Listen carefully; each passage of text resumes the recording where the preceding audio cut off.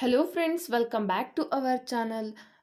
ನಾವಿವತ್ತಿನ ಈ ಒಂದು ವಿಡಿಯೋದಲ್ಲಿ ನಿಮ್ಮ ಮನೆಯಲ್ಲಿ ಏನಾದರೂ ಹೆಣ್ಣು ಮಕ್ಕಳಿದ್ದರೆ ಆ ಒಂದು ಹೆಣ್ಣು ಮಕ್ಕಳಿಗೆ ಅಂತ ಬಂದಿರುವಂತಹ ಈ ಒಂದು ಸ್ಕೀಮ್ ಬಗ್ಗೆ, ನಿಮ್ಮ ಮನೆಯಲ್ಲಿ ಏನಾದರೂ ಹೆಣ್ಮಕ್ಳಿದ್ರೆ ಆ ಒಂದು ಸ್ಕೀಮ್ ಏನು, ಅದರ ಒಂದು ಅರ್ಹತೆಗಳು ಏನಿರಬೇಕು, ಯಾವ ರೀತಿಯಾಗಿ ಅಪ್ಲಿಕೇಶನ್ನ ಹಾಕಬೇಕು, ನೀವು ಈ ಒಂದು ಸ್ಕೀಮ್ಗೆ ಅಪ್ಲಿಕೇಶನ್ನ ಹಾಕಿದರೆ ನೀವು ಒಂದು 44 ಲಕ್ಷ ರೂಪಾಯಿ ಹಣವನ್ನು ನೀವು ಇಲ್ಲಿ ತಗೋಬೋದು.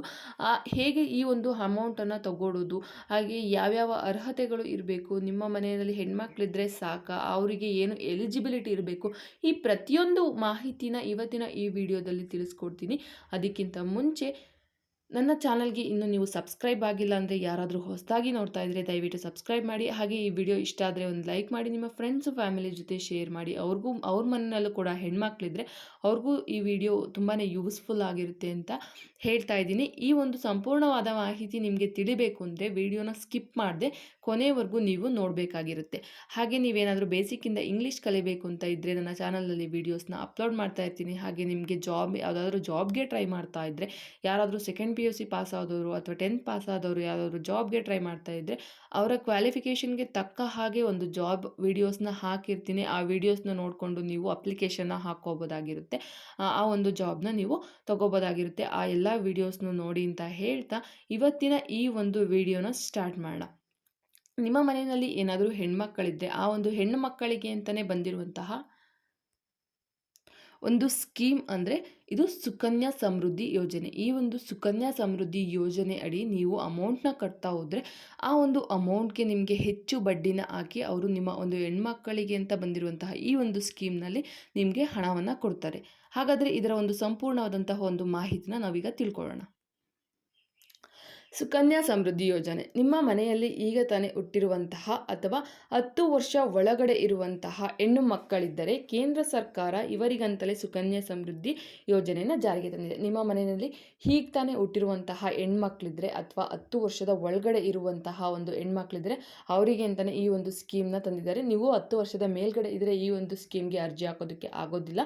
ಸೊ ಹಾಗಾಗಿ 10 ವರ್ಷದ ಒಳಗಡೆ ಇರುವಂತಹ ಮಕ್ಕಳಿಗೆ ನೀವು ಸುಕನ್ಯಾ ಸಮೃದ್ಧಿ ಯೋಜನೆಯನ್ನು ಮಾಡಿಸ್ಬೋದು. ಹಾಗಾದರೆ ಏನಿದು ಈ ಸುಕನ್ಯಾ ಸಮೃದ್ಧಿ ಯೋಜನೆ ಅಂತ ನೋಡೋದಾದರೆ, ಒಂದು ವೇಳೆ ನಿಮ್ಮ ಮಗಳ ವಯಸ್ಸು 10 ವರ್ಷ ಇದ್ದರೆ ಅಥವಾ ಅದಕ್ಕಿಂತ ಸ್ವಲ್ಪ ಜಾಸ್ತಿ ಇದ್ದರೆ ನೀವು ಸುಕನ್ಯಾ ಅಂದರೆ ಸ್ವಲ್ಪ ಅಂದರೆ 10 ವರ್ಷ 10 ವರ್ಷ ಅಥವಾ 10 ವರ್ಷ ಆಗಿರ್ಬೋದು, ಅದಕ್ಕಿಂತ ಸ್ವಲ್ಪ ಜಾಸ್ತಿ ಇದ್ದರೆ ನೀವು ಸುಕನ್ಯಾ ಸಮೃದ್ಧಿಯ ಒಂದು ಪೋಸ್ಟ್ ಆಫೀಸ್ನಲ್ಲಿ ಒಂದು ಖಾತೆನ ತೆರಿಬೋದು. ಆ ಒಂದು ಸುಕನ್ಯಾ ಸಮೃದ್ಧಿ ಅನ್ನುವಂತಹ ಒಂದು ಖಾತೆನ ತೆರೆದು ನೀವು ಇಲ್ಲಿ ಪ್ರತಿ ತಿಂಗಳು ಕೂಡ ಹಣವನ್ನು ಜಮಾ ಮಾಡ್ತಾ ಹೋಗಬೇಕಾಗಿರುತ್ತೆ. ಆ ಒಂದು ಸುಕನ್ಯಾ ಸಮೃದ್ಧಿ ಯೋಜನೆಯಡಿ ನೀವು ಹಣವನ್ನು ಜಮಾ ಮಾಡ್ತಾ ಹೋಗಬೇಕಾಗಿರುತ್ತೆ.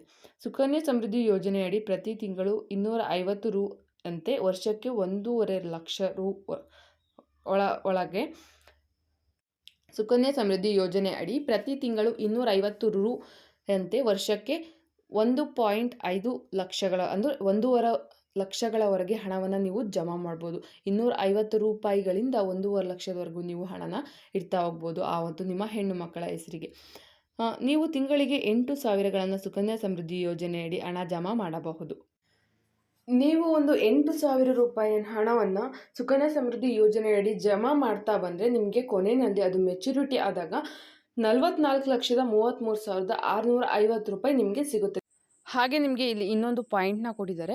ನೀವು ಈ ಹಣಕ್ಕೆ ಯಾವುದೇ ರೀತಿಯ ಟ್ಯಾಕ್ಸ್ನ ಕಟ್ಟೋ ಹಾಗೆ ಇರೋದಿಲ್ಲ. ನೀವು ಯಾವುದೇ ರೀತಿಯಾದಂತಹ ಒಂದು ಟ್ಯಾಕ್ಸ್ನ ಕಟ್ಟೋ ಹಾಗಿರೋದಿಲ್ಲ. ಮೆಚ್ಯೂರಿಟಿ ಅವಧಿಯಲ್ಲಿ 50 ಲಕ್ಷ ರೂಪಾಯಿ ಸಿಗುತ್ತೆ. ನಿಮಗೆ ಈ ಒಂದು ಮೆಚ್ಯೂರಿಟಿ ಏನಾಗುತ್ತೆ, ಆ ಒಂದು ಹಣ ಯಾವಾಗ ಮೆಚ್ಯೂರಿಟಿ ಆಗುತ್ತೆ ಆಗ ನಿಮಗೆ 50 ಲಕ್ಷ ರೂಪಾಯಿ ಹಣ ನಿಮ್ಮ ಒಂದು ಅಕೌಂಟ್ಗೆ ಸಿಗುತ್ತೆ. ಹಾಗಾದರೆ ಈಗ ಈ 44 ಲಕ್ಷನ ನೀವು ಹೇಗೆ ಪಡ್ಕೊಳ್ಳೋದು ಅಂತ ನೀವಿಲ್ಲಿ ನೋಡೋದಾದರೆ, ಈ ಒಂದು ಸುಕನ್ಯಾ ಸಮೃದ್ಧಿ ಯೋಜನೆಯಡಿ ನೀವು ಪ್ರತಿ ತಿಂಗಳು ಕೂಡ 8,000 ಹಣನ ನೀವಿಲ್ಲಿ ಕಟ್ಟಬೇಕಾಗಿರುತ್ತೆ. ವರ್ಷಕ್ಕೆ 96,000 ಆಗಿರುತ್ತೆ. 15 ವರ್ಷಕ್ಕೆ 14,40,000 ರೂಪಾಯಿ ಹಣ ಇಲ್ಲಿ ನಿಮಗೆ ಒಂದು ಜಮಾ ಆಗುತ್ತೆ. ನೀವು ಪ್ರತಿ ತಿಂಗಳು 8,000ನ ಕಟ್ತಾ ಹೋದ್ರಿಂದರೆ ನಿಮ್ಮ ಒಂದು ವರ್ಷಕ್ಕೆ 96,000 ರೂಪಾಯಿ ಆಗುತ್ತೆ. 15 ವರ್ಷಕ್ಕೆ 14,40,000 ರೂಪಾಯಿ ಹಣ ನೀವು ಕಟ್ಟಿರುವಂತಹ ಒಂದು ಹಣ ಆಗಿರುತ್ತೆ. ನೀವು ಇಲ್ಲಿ ಕೇಳ್ಬೋದು, ನಾನು 14,40,000 ರೂಪಾಯಿ ಹಣನ ಕಟ್ಟಿದರೆ ನನಗೆ ಬಡ್ಡಿ ಹೇಗೆ ಅಷ್ಟೊಂದು ಸಿಗುತ್ತೆ, 44 ಲಕ್ಷ ರೂಪಾಯಿ ನನಗೆ ಹೇಗೆ ಸಿಗುತ್ತೆ ಅಂತ ನೀವು ಕೇಳೋದಾದರೆ, ನೀವು 14 ಲಕ್ಷದ 14,40,000 ಹಣನ ಕಟ್ತೀರಲ್ವ, ಅದಕ್ಕೆ ಬಡ್ಡಿಯಾಗಿ ಡಬಲ್ ಬರುತ್ತೆ. ನೀವು ಡಬಲ್ ಬಡ್ಡಿನ ತಗೋಬೋದು ಇಲ್ಲಿ 14,04,000ಕ್ಕೆ. ಈ ಒಂದು 14,04,000ಕ್ಕೆ 29,93,650 ಸೇರಿ ಒಟ್ಟಾರೆಯಾಗಿ 44 ಲಕ್ಷನ ನೀವು ಅಮೌಂಟ್ನ ಪಡ್ಕೋಬೋದು. ನೀವು ಕಟ್ಟಿರುವಂತಹ ಅಮೌಂಟ್ 14,40,000 ಆಗಿರುತ್ತೆ. ಆ ಒಂದು 14,40,000ಕ್ಕೆ ಬಡ್ಡಿ 15 ವರ್ಷಕ್ಕೆ 29,93,650 ನಿಮಗೆ ಒಟ್ಟಾರೆಯಾಗಿ ಒಂದು ಅಮೌಂಟು ಬರುತ್ತೆ. ಅದು ಯಾವಾಗ ನಿಮ್ಮ ಮಗಳಿಗೆ 21 ವರ್ಷ ಕಂಪ್ಲೀಟ್ ಆದಾಗ, ನೀವು ಏನು ಕಟ್ತಾ ಇರ್ತೀರ 10 ವರ್ಷದ ಒಳಗಿನ ಒಂದು ಮಗುಗೆ ಏನು ಕಟ್ತಾ ಇರ್ತೀರ ಅದು ಮೆಚ್ಯೂರಿಟಿ ಆಗೋದು 21 ವರ್ಷಕ್ಕೆ. ಆ ಒಂದು 21 ವರ್ಷ ಮೆಚ್ಯೂರಿಟಿ ಆದಮೇಲೆ ನಿಮ್ಮ ಕೈಗೆ 44,33,650 ನಿಮ್ಮ ಒಂದು ಅಕೌಂಟ್ಗೆ, ನಿಮ್ಮ ಒಂದು ಮಗಳ ಅಕೌಂಟ್ಗೆ ಬಂದು ಸೇರುತ್ತೆ. ಈ ಒಂದು 2024ರ ಸುಕನ್ಯಾ ಸಮೃದ್ಧಿ ಯೋಜನೆಯಲ್ಲಿ ಇಂಟ್ರೆಸ್ಟು 8.2% ಜಾಸ್ತಿ ಮಾಡಿದ್ದಾರೆ. ಮುಂಚೆ ಏನು ಬರ್ತಿತ್ತು ಆ ಒಂದು ಇಂಟ್ರೆಸ್ಟ್ಗಿಂತ 8.2% ಹೆಚ್ಚಿಗೆ ಇಂಟ್ರೆಸ್ಟ್ ಮಾಡಿದ್ದಾರೆ. ಸೊ ಹಾಗಾಗಿ ಇದಕ್ಕೆ ಒಂದು ಬಡ್ಡಿ ಜಾಸ್ತಿ ಇರುತ್ತೆ. ನೀವು ಕಟ್ಟಿರುವಂತಹ ಅಮೌಂಟ್ಗಿಂತ ಡಬಲ್ ಬಡ್ಡಿ ಬರುತ್ತೆ. ಸೊ ಹಾಗಾಗಿ ಈ ಒಂದು ಸ್ಕೀಮ್ ನಿಮಗೆ ತುಂಬಾ ಯೂಸ್ಫುಲ್ ಆಗಿರುತ್ತೆ. ಒಂದು ವೇಳೆ ನಿಮ್ಮ ಕೈಯಿಂದ 9,000 ಹಣ ಕಟ್ಟಲು ಸಾಧ್ಯವಾಗಲಿಲ್ಲ, ಪ್ರತಿ ತಿಂಗಳು ನಿಮ್ಮ ಕೈಲಿ 9,000 8,000 ಕಟ್ಟೋದಕ್ಕೆ ಆಗಿಲ್ಲ ಅಂದರೆ ಪ್ರತಿ ತಿಂಗಳು 250 ರೂಪಾಯಿನ ನೀವು ಕಟ್ತಾ ಹೋಗ್ಬೋದು. ನಿಮ್ಮ ಒಂದು ಮಗಳ ಅಕೌಂಟ್ಗೆ ನೀವು ಪ್ರತಿ ತಿಂಗಳು ಕೂಡ 250 ರೂಪಾಯಿ ಹಣವನ್ನು ಕಟ್ತಾ ಹೋಗ್ಬೋದು. ಇದಕ್ಕೆ ಇಂಟ್ರೆಸ್ಟ್ ಜಾಸ್ತಿ ಇರೋದ್ರಿಂದ ನಿಮಗೆ ಒಂದು ಹಣ ಒಂದು ರೌಂಡ್ ಅಪ್ ಆಗಿರುವಂತಹ ಒಂದು ಅಮೌಂಟ್ ಸಿಗುತ್ತೆ ನಿಮ್ಮ ಮಗಳಿಗೆ 21 ವರ್ಷ ಆದಮೇಲೆ. ಹಾಗಾದರೆ ನೀವು ಅರ್ಜಿ ಸಲ್ಲಿಸೋಕ್ಕೆ ಬೇಕಾಗಿರುವಂತಹ ದಾಖಲೆಗಳು ಏನೇನು ಅಂತ ಕೇಳೋದಾದರೆ, ತಂದೆ ತಾಯಿಯ ಆಧಾರ್ ಕಾರ್ಡ್, ಪ್ಯಾನ್ ಕಾರ್ಡ್, ದೃಢೀಕರಣ ಪತ್ರ, ಮಗಳ ಜನ್ಮ ಪ್ರಮಾಣ ಪತ್ರ, ನಿವಾಸದ ಪ್ರಮಾಣ ಪತ್ರ, ಚಿಕಿತ್ಸೆಯ ಪ್ರಮಾಣ ಪತ್ರ, ಬ್ಯಾಂಕಿನಲ್ಲಿ ಅಥವಾ ಪೋಸ್ಟ್ನಲ್ಲಿ ಕೇಳುವ ಪ್ರತಿಯೊಂದು ದಾಖಲೆಗಳನ್ನು ನೀಡಬೇಕು. ಇದಿಷ್ಟು ಏನೇನು ಕೇಳಿದರೆ ತಂದೆ ತಾಯಿಯ ಆಧಾರ್ ಕಾರ್ಡ್, ಆ ಒಂದು ಮಗುವಿನ ತಂದೆ ತಾಯಿ ಆಧಾರ್ ಕಾರ್ಡ್, ಪ್ಯಾನ್ ಕಾರ್ಡ್, ದೃಢೀಕರಣ ಪತ್ರ ಮತ್ತು ಮಗಳ ಜನ್ಮ ಪ್ರಮಾಣ ಪತ್ರ, ಜನನ ಪ್ರಮಾಣ ಪತ್ರವನ್ನು ಕೊಟ್ಟಿರ್ತಾರೆ.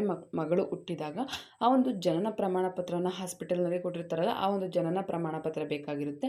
ಮತ್ತು ನಿವಾಸದ ಪ್ರಮಾಣ ಪತ್ರ ಮತ್ತು ಚಿಕಿತ್ಸೆಯ ಪ್ರಮಾಣ ಪತ್ರ, ಅಂದರೆ ನೀವು ಎಲ್ಲಿ ಟ್ರೀಟ್ಮೆಂಟ್ ತಗೊಂಡಿರ್ತೀರ ಅಲ್ಲಿ ಒಂದು ಟ್ರೀಟ್ಮೆಂಟ್ದು ಒಂದು ಪ್ರಮಾಣ ಪತ್ರ ಬೇಕಾಗಿರುತ್ತೆ.